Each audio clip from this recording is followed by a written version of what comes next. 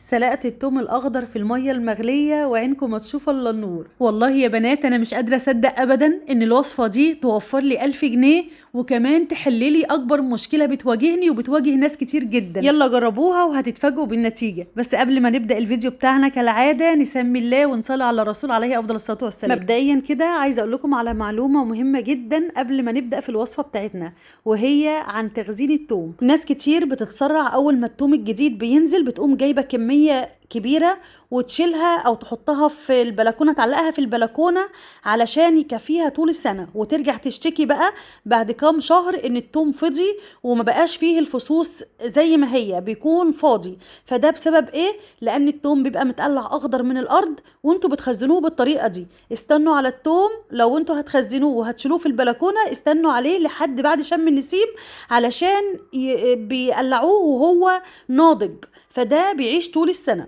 المهم بقى انا كده قطعت الروز بتاعتي وغسلتها وشلت الحته اللي هي في النص دي اللي هي مكان الراس بالسكينه، ونقعته الاول نص ساعه، وبعد كده غسلته كذا غسله لحد ما الميه بتاعته بقت رايقه وزي الفل. حطيت حله عندي فيها ميه تغلي على النار زي ما انتم شايفين كده، وحطيت فيها التوم بتاعي، يا دوب بس هديله غلوه واحده بس كده على النار او غلوتين بكتير. طبعا بنعد يعني بننزل التوم بعد ما الميه بتغلي، وبنعد اول غلوه وتاني غلوه بنطفي على طول. ولو لسه مكمله معايا لحد هنا ما تنسوش تصلوا على الحبيب المصطفى صلى الله عليه وسلم وتقولوا لي بتتابعوني من اي بلد. طبعا ناس كتير هتستغرب دلوقتي الوصفه هي بتعمل ايه وبتسلق التوم ليه، بس لما تجربوها بجد يا جماعه هتدعوا لي عليها والله. دي بقى كده صيدليه في بيتك، دي هتحللك مشاكل كتير جدا جدا. الناس اللي هي ما بتحبش طعم التوم او ريحه التوم الوصفه دي ليكم. الناس اللي عندها تعب في القولون وعلى طول عندها انتفاخات وغازات الوصفه دي ليكم. الناس اللي عندها مشاكل في حاجات كتير هنشوف الفيديو مع بعض. المهم ان انا دلوقتي طلعت التوم في ميه بارده او ميه ساقعه، وبعد كده يعني موضوع التقشير بتاعه بيكون اسهل مما تتخيلوا، في ثواني بتكوني مقشراه بالشكل ده. انا عندي برطمانين طبعا غسلاهم ومعقماهم وناشفين جدا.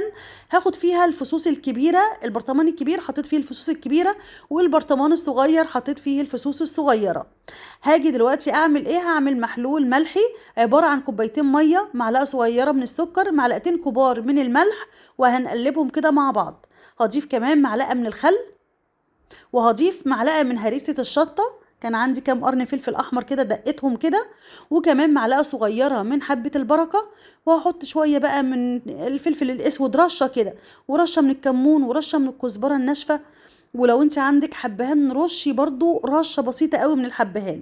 قلبي لي المحلول الملحي ده وحطيه على الثوم اللي هو البرطمان الكبير، وشريحتين ليمون، حطي ورقه لورا، وحطي كمان قرنين فلفل عشان يدي طعم حلو كده يعزز الطعم. وبقى عندنا مخلل التوم يا جماعه رهيب، ده نوع من انواع المقبلات. وعايزه اقولك بقى ان البرطمان ده صيدليه ببيتك، يعني مليان بالفوائد الرهيبه اللي هتنفعك.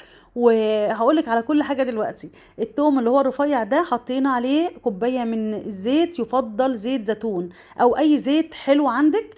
وكمان حطيت معلقه من حبه البركه، حطيت معاه معلقه من اكليل الجبل او الروزماري، ده هيكون للشعر. بنحطه في التلاجة بنحفظه لمدة 10 ايام، بنحطه في كيس اسود وبنحطه في التلاجة وبنستخدمه مرتين في الاسبوع، هيخلي شعرك يطول بسرعة الصاروخ. عايزة اقول لكم انا صرفت فلوس يعني الوفات مؤلفة كده على الدكاترة علشان شعري، وبجد ده اللي جاب نتيجة من الاخر. جربوه وبجد هتدعولي. وجربوا بقى كمان مخلل التوم الرهيب ده، بيقتل البكتيريا الموجودة في المعدة وليه فوائد كتير جدا جدا. يلا حبايبي احفظوا الفيديو عندكم علشان هتحتاجوه، وشيروه لاكبر عدد علشان الناس تستفاد، وقولوا لي بقى استاهل كام من 10 على الفيديو ده. ولو عجبكم قولوا لي تسلم ايدك يا روشه.